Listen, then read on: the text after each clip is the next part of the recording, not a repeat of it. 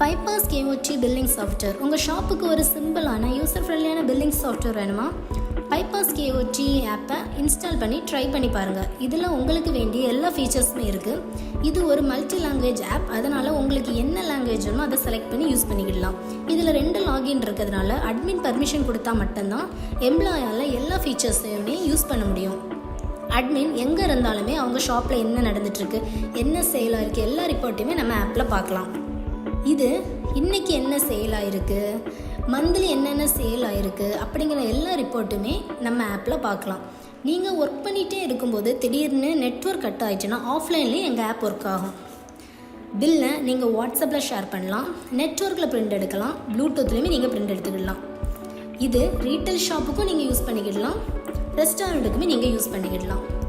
Install பண்ணி bypass கேஓடியை try பண்ணி பாருங்கள்.